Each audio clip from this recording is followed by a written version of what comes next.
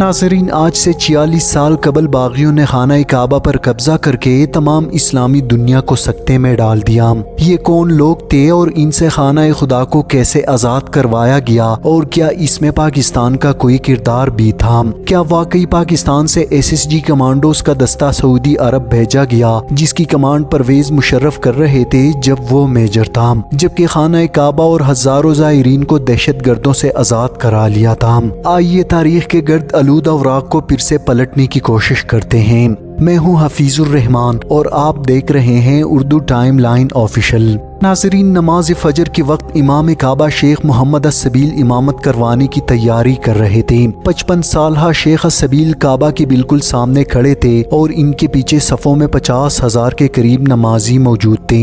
امام نے معمول کے مطابق نماز ادا کروائی۔ اس دوران انہوں نے دیکھا کہ مسجد کی پچھلی صفوں سے کچھ لوگ کندھوں پر تابوت اٹھائے آگے کی طرف بڑھ رہے ہیں۔ یہ کوئی غیر معمولی بات نہیں تھی۔ حج ابھی 20 دن پہلے ختم ہوا تھا اور ابھی لاکھوں حاجی مکہ میں موجود تھے۔ ان میں سے جو بھی فوت ہو جائے، ان کے لواحقین کی کوشش ہوتی تھی کہ نماز جنازہ مسجد الحرام میں امام کعبہ کی امامت ہی میں ادا ہو۔ عیسوی کیلنڈر کے مطابق یہ 20 نومبر 1979 کی بات ہے، یعنی آج سے ٹھیک 46 برس پہلے۔ شیخ السبیل نے دعا جاری رکھی، لیکن سروں پر سرخ صافے باندھے یہ لوگ انہی کی طرف بڑھتے گئے، حتیٰ کہ بالکل قریب پہنچ گئے۔ ان کے آگے میلے کچیلے کپڑوں میں ملبوس الجھی ہوئی داڑھی والا ایک آدمی تھا۔ اس نے امام کعبہ کو ایک طرف دھکیل کر ان سے مائک چھین لیا اور مائک اپنے منہ کے قریب لا کر پوری طاقت سے چیخا، برادران اسلام، اللہ اکبر، مہدی کا ظہور ہو گیا ہے۔ اس دوران اس کے ساتھیوں نے اپنی تابوتوں میں چھپی کلاشن کوفے نکال کر لہرائی اور جوابی نعرے لگانے شروع کر دیے، مہدی کا ظہور ہو چکا ہے۔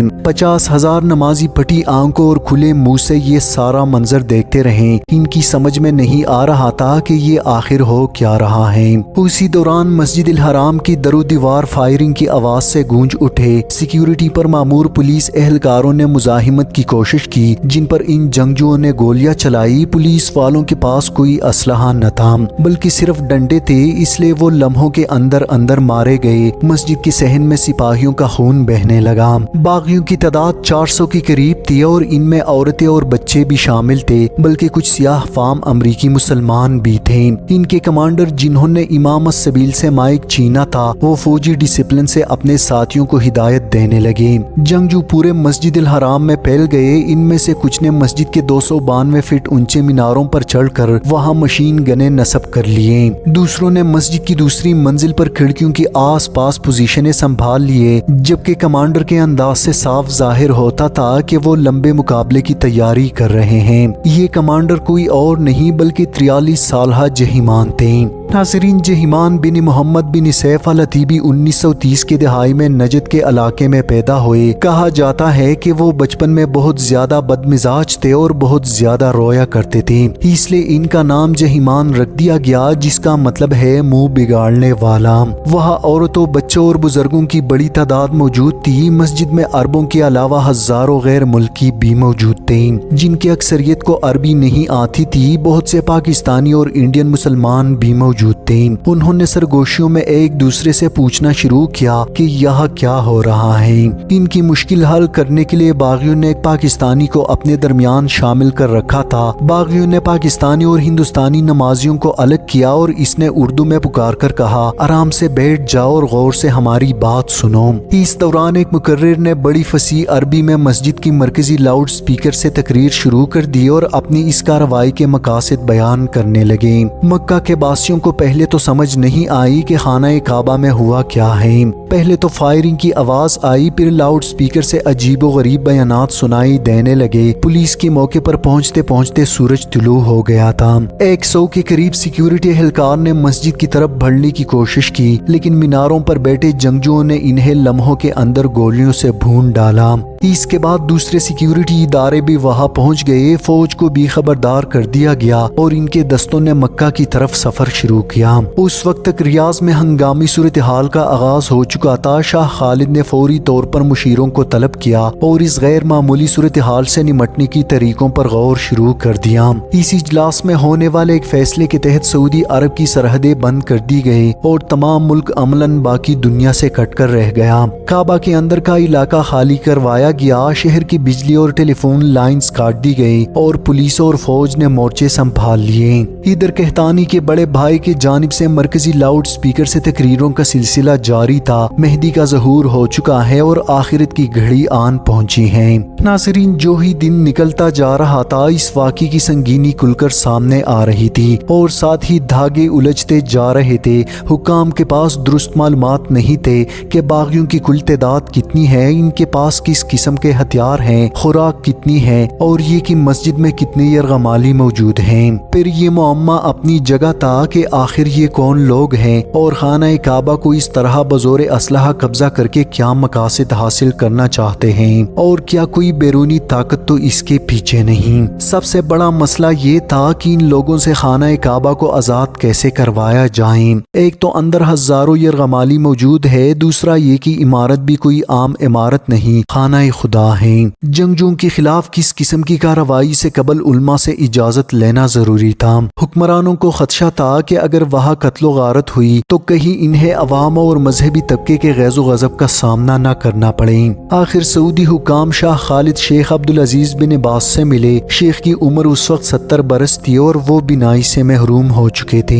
انہوں نے دوسرے علماء کرام کے ساتھ فتویٰ جاری کیا اور خانہ کعبہ کو چھڑوانے کے لیے فوجی کارروائی جائز قرار پائی۔ ناظرین، جہیمان کو 1978 میں احساس ہوا کہ اسلام میں مہدی کے بارے میں جو بشارتیں موجود ہیں، الکہتانی ان میں سے کئی پر پورا اترتے تھے۔ کہتانی کا اصل نام محمد تھا، والد کا نام عبداللہ، اور ان کا تعلق حجاز کے شمال میں واقع علاقے نجد سے تھا، جبکہ وہ پیغمبر اسلام کے خاندان سے تھے یعنی سید تھے۔ مختلف روایات میں مہدی کی اس قسم کی علامتیں بتائی گئی ہیں۔ سن 1978 کے اواخر میں جہیمان نے دعویٰ کیا کہ انہیں خواب میں بشارت ہوئی ہے کہ مہدی کا ظہور ہو چکا ہے اور وہ مہدی کوئی اور نہیں بلکہ محمد کہتانی ہے۔ ناظرین، اس کے بعد فوجیوں نے گرین سگنل ملنے کے بعد مختلف حکمت عملیوں پر کام شروع کیا۔ 3 طرف سے حملہ کیا، لیکن جنگجوؤں کی عمدہ پوزیشنز اور ڈسپلن کی وجہ سے سرکاری فوج کو بھاری جانی نقصان اٹھانا پڑا۔ اس کے بعد ہیلی کاپٹر سے فوجیوں کو مسجد کے اندر اتارنے کی کوشش کی، لیکن جنگجوؤں نے انہیں چھت پر اترنے سے پہلے فضا میں ہی بھون ڈالا۔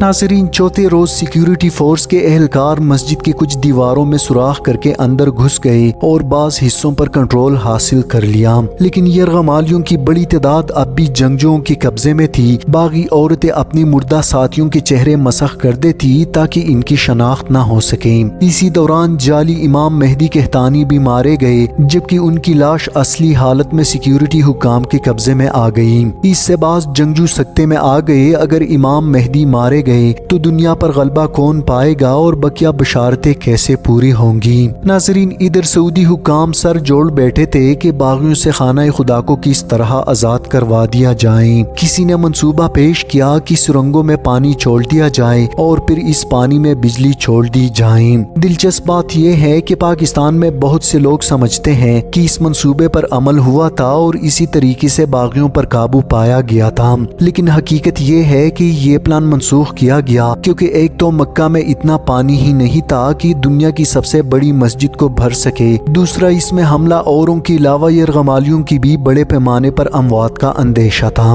سعودی سیکیورٹی چیف ترکی الفیصل نے اس موقع پر کہا تھا کہ کعبہ کو بھرنے کے لیے بحیرہ احمر بھی ناکافی ہوگا۔ جب سعودی حکام عاجز آ گئے تو انہوں نے فیصلہ کیا کہ بیرونی مدد حاصل کی جائے۔ ناظرین، اس وقت امریکی CIA کے کمانڈو سعودی سپاہیوں کو تربیت دے رہے تھے، لیکن صورتحال کی نزاکت کے پیش نظر فیصلہ کیا گیا کہ اس موقع پر امریکہ کے ملوث ہونے کی سیاسی اثرات پڑیں گے، اس لیے نگاہ انتخاب نسبتاً نیوٹرل ملک فرانس پر پڑی، جس کے بعد فرانس کی خفیہ ایجنسی کے ساتھ رابطہ کیا گیا، جنہوں نے مشورہ دیا کہ کعبہ کے اندر گیس چھوڑ دی جائے جس سے باغی اور یرغمالی دونوں بے ہوش ہو جائیں گے اور یوں حملہ اوروں پر آسانی سے قابو پایا جا سکتا ہے۔ اس مقصد کے خاطر فرانسیسی خفیہ ادارے کے 3 کمانڈوز کو ہنگامی بنیادوں پر سعودی عرب روانہ کیا گیا، لیکن یہاں ایک بڑا مسئلہ درپیش تھا کہ سعودی قانون کی روح سے حجاز کے حدود میں کوئی غیر مسلم داخل نہیں ہو سکتا، چنانچہ پہلے ان تینوں کو عارضی طور پر کلمہ پڑھایا گیا اور پھر مکہ پہنچا دیا گیا۔ جو ہی گیس داخل کی گئی، اس کے ساتھ ہی ماسک پہنے ہوئے سپاہیوں نے مسجد کی دیوار میں سوراخ کر لیے۔ اس وقت محاصرے کو 14 دن گزر چکے تھے، باغیوں کا اسلحہ، خوراک اور ہمت ختم ہو چکے تھے۔ اوپر سے مبینہ امام مہدی بھی مارے جا چکے تھے، اس لیے بچے کچے باغیوں نے 4 دسمبر کو اپنے آپ کو حکام کے حوالے کر دیا۔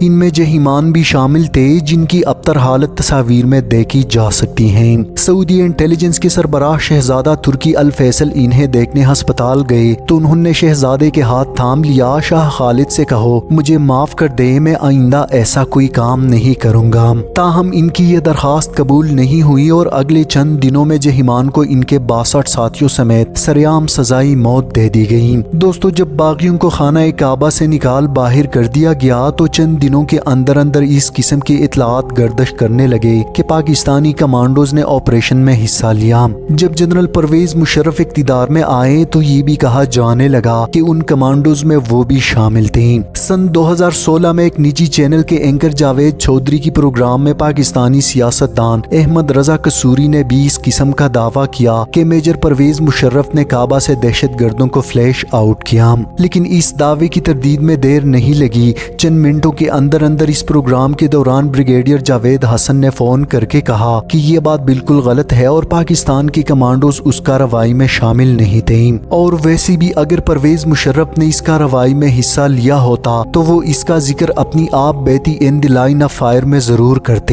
اس کتاب میں انہوں نے 1979 کی متفرق واقعات تو لکھے ہیں لیکن مکہ میں ہونے والے کسی آپریشن کا ذکر نہیں کیا، بلکہ لکھتے ہیں کہ وہ 1978 میں لیفٹیننٹ کرنل بن گئے تھے۔ میجر مشرف والی بات تو یہی غلط ثابت ہو گئی۔